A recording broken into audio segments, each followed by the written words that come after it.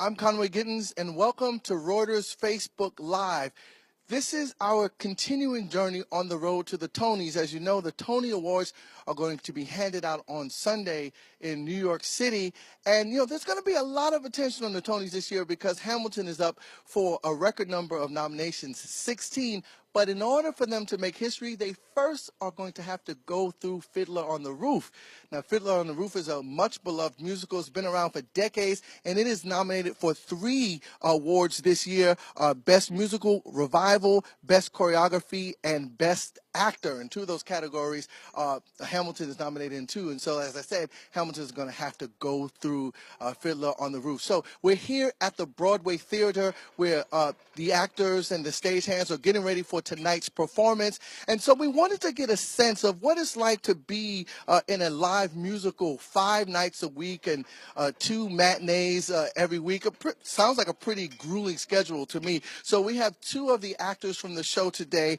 We have Carl and we have Nick. So let's introduce yourself and tell us the roles that you play. Sure. Hi, I'm Carl Kensler, and I play the role of the constable, who is sort of the bad guy, I guess.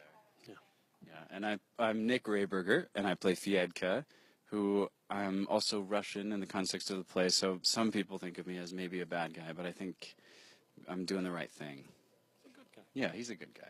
So as I said, we wanted to come here on the road to the Tonys to get a sense of what it's like to be in a musical. So I understand that you had rehearsals today to get ready for your performance. Yeah, it's been really exciting. We've had some extra rehearsals getting ready for the number that we're doing, which is a secret. But we got to go over to the Beacon Theater where the Tonys are being held, and we had a couple hours to just go through carefully and make sure our number is really, well put together. And they film it all live, so they're getting ready with all the shots that they can do on the day. And it's fun. It's a big theater, and they've got these crazy screens projecting our sets and everything. It was very exciting to be there. It's a lot of bells and whistles, and it's been a very, very busy week as well, because not only we were rehearsing today, but we also earlier this week they recorded the orchestration. Our director Bart Scher started working on figuring out what music he wanted to include in those 3.5 minutes, and then we sort of cut it all together, rehearsed it, and recorded the orchestrations. But it means a lot of extra hours for those 3.5 minutes that you'll see on Sunday. Yeah. So just in case you just joined us, I'm Conway Gittins, and this is Reuters Facebook Live. We're on the road to the Tonys. We're at the Broadway Theater with 2 actors from Fiddler on the Roof. Tell me, what is your day like? What's the call time? Well, for the show, we're only called technically a half hour before we start. So most nights we have a 7 or an 8 o'clock show. We come at 6:30, 7:30. But I like to get here, an hour and a half early, and just eat some food and kind of get ready to do the show, stretch, and get in costume. And so, it's a short window of time, but a lot happens in the kind of 4 or 5 hours we have every night for the show. And this show, of course, is not set in this century or even this millennia, right? So the character clothes, the costumes are pretty dated. How long does it take for you to get in and out of costume? It depends on. Actually, I would say I have a fairly easy time of it. We are the hairiest show on Broadway right now. The combined wig and fake beard power of this show could power a small country. Yeah. There's a lot of early wig calls and beard calls. I would say for myself, and maybe for Nick as well, I don't want to speak for you, but it's fairly easy for us because we don't have a lot of layers. I have basically 2 looks. But there are people who get here an hour before just to get on their hair, their wigs, their makeup. So I understand you guys are going to take us on a walk, right? Give us a look at how things go. And as we walk, we're going to talk a little bit about your experiences. So is this your first Tony nomination? Your first time going to the Tonys? For me, I was lucky enough 2 years ago to be a part of the Glass Menagerie. I covered the guys in that show, so I got to go to the Tonys as a guest and watch.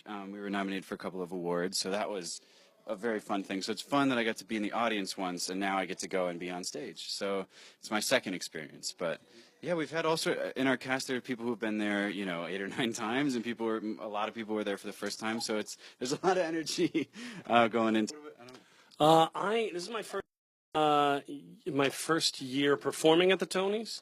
I don't do a lot of musicals, and so.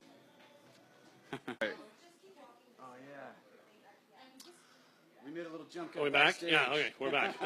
So I was saying that I've attended the Tonys before, but this is my first year performing. So.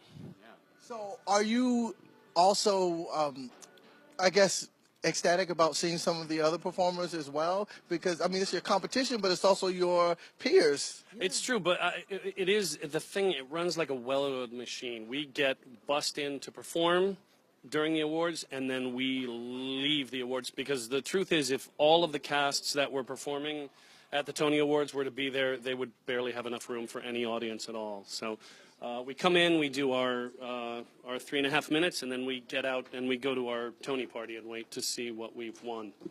So. And like you said, there is competition there, but at the end of the day, I think everybody here and everybody in the theater community kind of thinks of the Tonys as just kind of a celebration of theater. So it's nice when people win, and it's nice to have that pat on the back, but it's sort of really just an exciting time to show the nation, what's going on in New York theater. All right, let's walk down the stairs before we fall down the stairs, and we can talk a little bit more as we get down here. So tell me, Fiddler on the Roof is like decades old. Why do you think the show is still relevant in this, modern day times? Well, first, before we'll just let you know, we just came downstairs into the basement, so we're actually under the stage right now. The deck is above us, and down here we'll sort of show you what like the inner workings are like. We'll take you around to hair and makeup and let you see sort of where the orchestra hangs out. But as far as the play's relevance, it's 50 years since the original production. I would say that it holds relevance because it's ultimately about family, and it's about trying to balance the traditions of your family and your culture with what a younger generation brings to the table, which is excitement, enthusiasm, change, progress. And so Tevye's sort of caught in the middle of that. And I personally think that's why it's relevant, especially now. It's been exciting because we've had people who saw the original production 50 years ago come, but we're getting a lot of young people coming to the show who are loving it and having that experience of this very beautiful, exciting show in a new context for the first time. And it's really resonating with younger audiences in a way that I don't know if everybody expected, but it's pretty cool. Well, before we go further in the tour, I want to remind you once again, I'm talking to Carl and Nick. They are both actors in Fiddler on the Roof. We're here live at the Broadway Theater for Facebook Live on the road to the Tonys. All right, so tell me, where are we? All right, you want to trade off? Like one of us will take the lead and we'll hit wardrobe first, and then the other one can do hair and makeup. Yeah. What do you want to do? I'll do wardrobe. Okay. Yeah. Okay. So you see here some of our extra costumes that we have going on here, and as we go, do you want me to take it? All right. Hey guys. So we got some extra costumes, and then in here now, we got to let them get ready for their show, but we can really quickly peek in to this is where everything gets laundered. All of the, what did I do? Everything gets taken care of. We have wonderful people taking care of all of our costumes and getting everything ready for us, making any alterations. Okay, and then we're going to go run out of here. And we can just pop in and show you that what else happens down here is, oh yeah, no, they said no. All right, we're going to move on. That was wardrobe. I'm going to trade with you.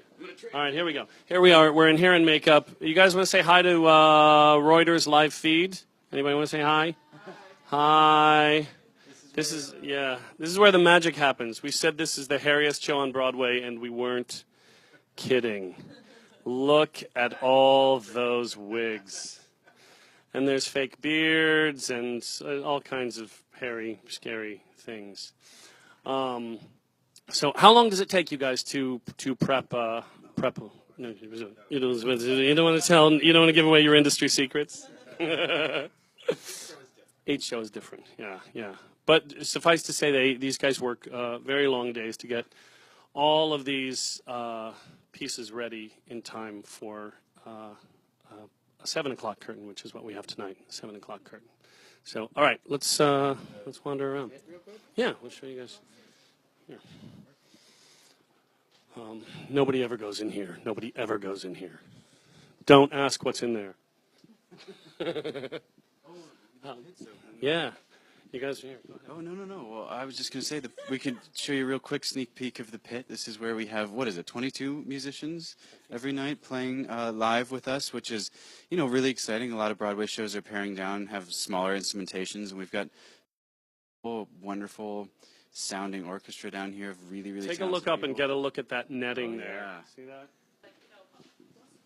All right. We lost you guys for a second, but we're back. Yeah, we're back again. Just in case you're joining us, we're in the Broadway Theater and we're downstairs, and so the Wi-Fi is a little bit spotty. So we're coming in, we're coming out, but just stick with us. We're giving you a backstage tour of Fiddler on the Roof here at the Broadway Theater, and I'm here with Carl and Nick. So you want to take us further? Yeah. Here. All right. Well, we just showed you guys the pit real quick, and you can see we've got this really cool thing called a passerelle, which there's a little opening for the conductor to be in, and then you can go downstage of that towards the audience. But we're going to take you guys upstairs so that we get our beautiful Wi-Fi. We can show you some fun things up backstage. We have a huge stage here at the Broadway. So everything is really very cleverly placed backstage. Oh, yeah. Bill, do you want to say hi? So you want to say hi? Hello. This is Welcome to the Broadway. Bill, our great care of us here. We're lucky to have him. We're back on. Okay, sorry. We keep losing the Wi-Fi. These theaters, these old theaters, they're beautiful old buildings, but they have to be retrofitted.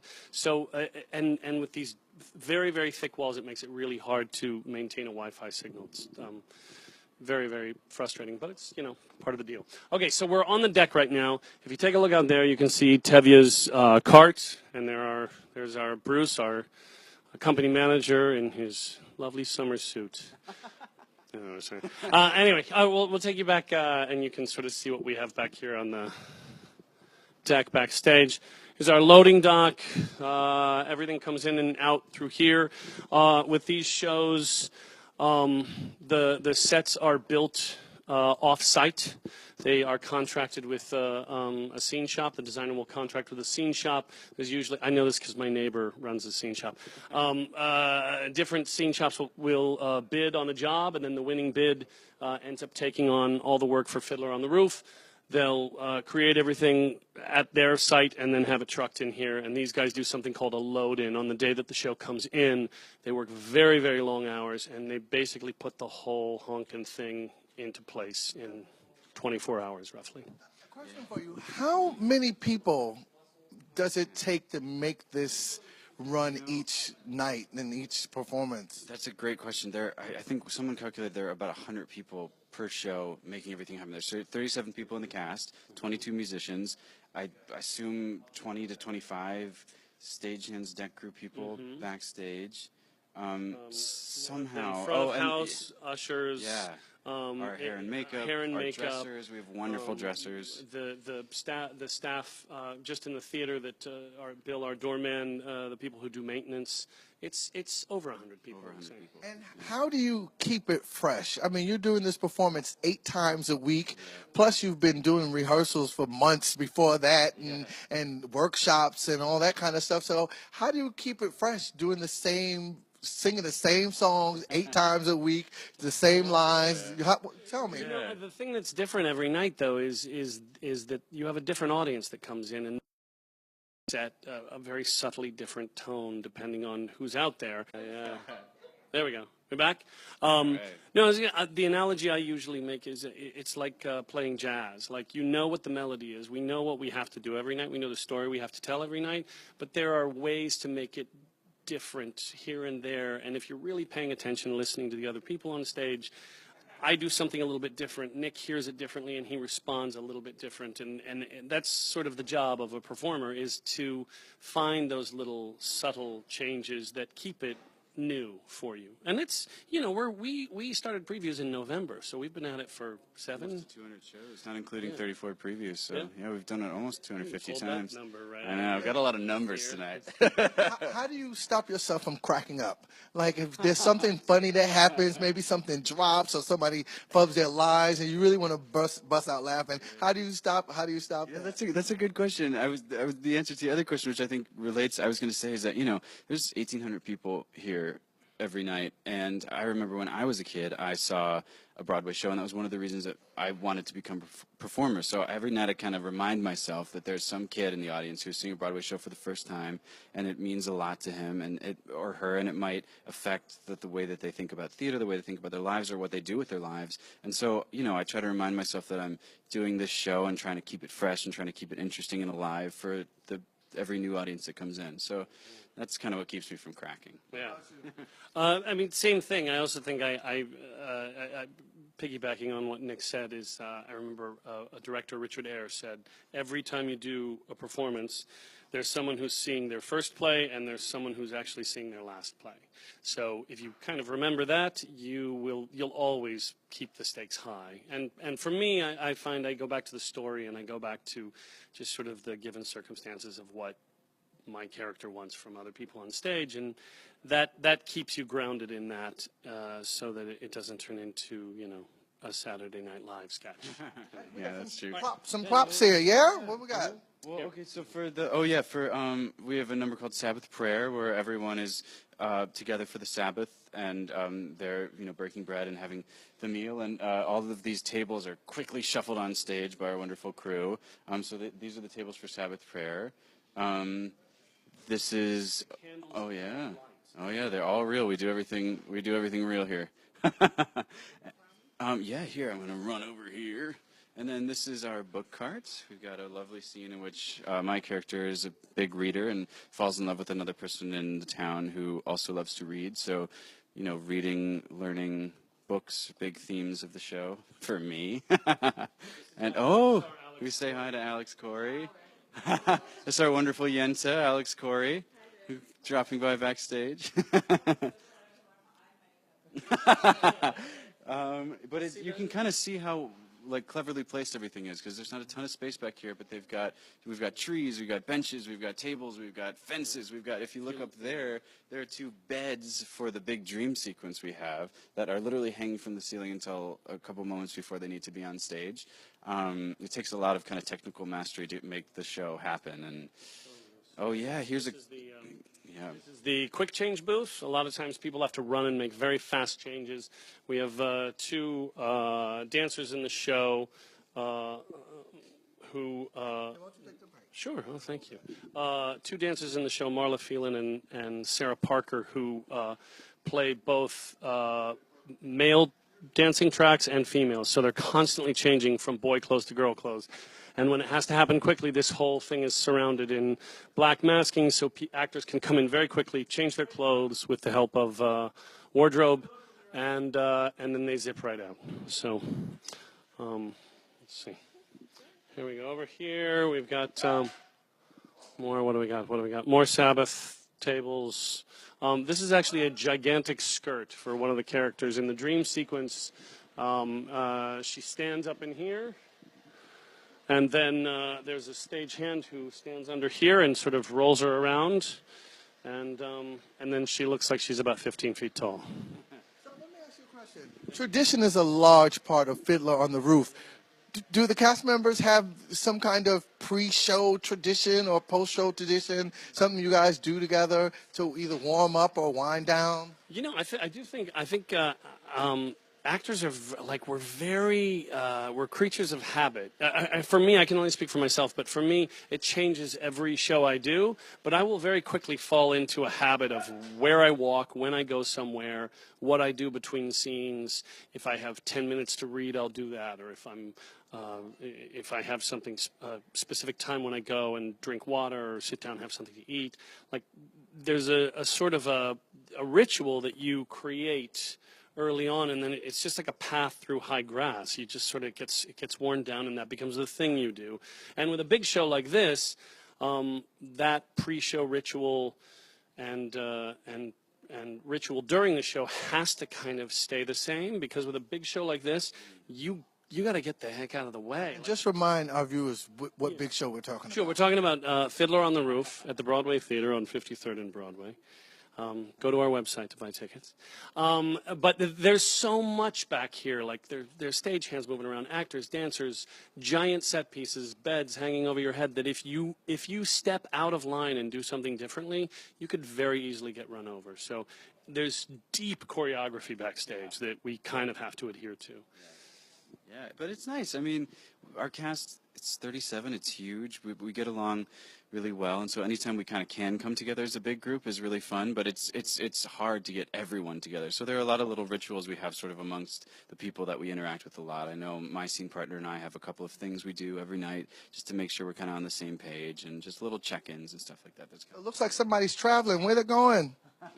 Oh yeah, well you have to come see the show. This kind of relates to what happens at the end of our show. I mean, well, there's no secret that the show is sort of about people who are forced to leave their homes, and that's sort of a big theme. And to answer a question you asked earlier, I mean, this show is kind of unfortunately relevant because of things that have been going on in Syria, things that have been going on in the Middle East. I mean, people of all classes and cultures being forced to leave their homes, and so I think that's another reason that this show that's 50 years old stays relevant.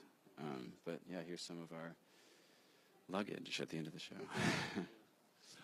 Let's see. Well, let's head on up here as well. There's we have. If you look, sure. If you look over here, you're gonna see that's all of those lines go up to tracks over here, and so there are scene pieces, set pieces that fly in and out. The majority of our the buildings and the things that you see in Anatevka are backdrops or pieces that fly in and out. Tevye's house flies in and out. There's a beautiful sunset for the wedding at the end of Act 1, and all that stuff goes up and down. When you're sitting in a Broadway house and you're looking at the theater, you see the top of the stage, the proscenium arch there, and there's usually you can double that height because everything that you see coming in and going out lives kind of up above the stage. So if you get a look up there, you can see those tracks. You can see the battens that things are hanging off of.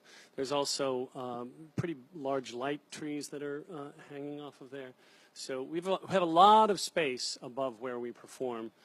And yes, these are all clearly labeled. This is Tevye's rope. You can see that it's rope. And this is Yente's carpet bag. It's made of actual carpet. This is the area where we keep most of the backpacks and rope. Over here, there's a lot of smaller hand props. We've got some nice, delicious fake fruit. We got fake vegetables, fake flowers. So it's all real. Yeah, but it's also interesting. Putting together a list of props for a show like this, there's so many pieces, and it takes a very, very long time for them to assemble that list. So it's you basically, stage management will draw up a list of everything that we need, and then they go out and shop for it. You'll find it anywhere, flea markets, or make it. Yeah. But yeah, there's just a ton of objects in this play. So we've pretty much gone around the whole stage, so we might want to go back this way. Yeah. But as we're making our way back, I just want to get your personal feelings. It's one thing to do the show and workshop and to practice in a rehearsal space. What was it like when you finally got here to the theater with all the props and all the pulleys and all the different things? What was that experience like? Let's start with you first. Well, yeah, I mean, it adds a lot to what we do because, I mean, so far I've been in college, I've been an understudy, and so this is really my first experience on Broadway on a stage. So, you know, bringing all of those elements together, the training and the rehearsal process and everything else, I mean, it really adds a lot. When, you know, the show takes place in 1905, when you are wearing the vest and the suspenders and the shirts and the jackets and everything, it makes it, you interact with people in an entirely different way, and something kind of magical happens from the rehearsal room to the performance. And also, like we were talking about earlier, having an audience in front of you that you're interacting with. I mean, I think that's why the Tonys are so important, why live theater is so important, because it's so different from a film or TV show. You know, you're having a real experience with, you know, over 1,000 people in the room with you that are actively affecting what you do on stage. Experience It's intimate, too, right? yeah, and as an audience member, I mean, you're really getting an entirely different experience than you do in other media. So why don't you tell me? I want to hear about that experience. What it's like. It's different, like I said, performing or rehearsing in a studio, and then when you come here, and it's just like this is Broadway. Yeah, well, it's true. It's a really good point because when you're in a rehearsal room, it is very intimate. It's just the actors and the director and stage management, and it becomes a very sort of private thing. Then you come to a large theater like this, and you add all these other elements. You're adding sets, costumes, an orchestra, and it becomes a much larger. We're going to move past here because Liz is getting set up. She's not going to say hi. She's just running past. She's not going to say hi. Don't look at her. But you sort of have to restart a little bit. You're working on this very intimate process, and then you include things like props and sets and costumes and the orchestra, and the play sort of falls apart a little bit while you're integrating those things. And then it happens again when you're in previews. You introduce the audience to it, but after a while, it all sort of settles back into place, and that's when you have. Where are we going? We're going to go back out to the house. Yeah. Go ahead. Listen, as you know, we're in the Broadway Theater, and it is an old building. Wi-Fi is spotty, but we want to end where we began, back in the theater. So if you lose us for a second, just stay with us. We'll be right back. This is Reuters Facebook Live, and we're at the Broadway Theater with the cast, or two cast members of Fiddler on the Roof. And we're just heading back into the theater right now because we soon have to let them go because they have to get ready for the performance tonight. And so, as I said, this series that we've done is about the road to the Tonys. So we started here talking about the Tonys. So let's finish ending with that discussion. First of all, what is it like for you to play a role in such an iconic musical like Fiddler on the Roof? That's a gift and a challenge, I would say, because there are so many people who have done it before you. But that's a gift as well because you have sort of legs to stand on there. The show is good. The show is successful and it resonates with people. So the thing that we can try to do is to try to make it better and try to resonate with the audience that is seeing it every night and an audience that is informed by our particular culture. So, with a new play, that's a joy to work on too, but there's all the challenges that come along with that. And the material is golden. So we just have to try to do the best that we can with it. And before I let you go, what is your feeling about, gosh, we're being nominated for Tonys. I'm going to be not just performing, but to be associated with a production that has nominations for the Tony Award. Well, I got to tell you, when I was 16, I saw Danny Burstein, who's Artevia, in South Pacific, which was directed by Bartlett Shear, who's our director, with the same team of costume designers. Were you stalking these people? No, it was the first Broadway show I ever saw. I had no idea, and that had such an impact on me, and that I went to school for it, and they sort of started there. So the fact that I get to, and it was happenstance. That I get to be a part of this production with the same people. I don't know, you sound like a stalker to me.